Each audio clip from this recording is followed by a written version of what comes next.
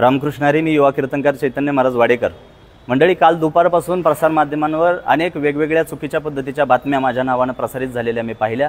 एक संत साहित्याचा अभ्यासक या नात्यानं माझ्यावर असलेल्या प्रेमापोटी महाराष्ट्रभरातील तरुणांनी फोन मेसेज करून भेटीगाठी घेऊन काळजी व्यक्त केली.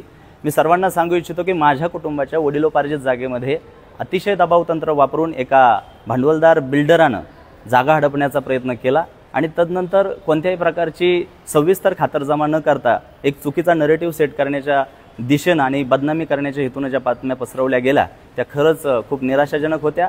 हरकत नाही, या संपूर्ण प्रकरणाची सविस्तर माहिती आणि कागदोपत्री पुरावे देण्यासाठी उद्या दुपारी 2 वाजता पुणे येथे श्रमिक पत्रकार भवन या ठिकाणी मी जाहीर पत्रकार परिषद घेतोय. माझं आवाहन आहे की सर्व पत्रकारांनी आणि सर्व माझ्यावर प्रेम करणाऱ्या युवकांनी त्या ठिकाणी हजर राहायचं आहे.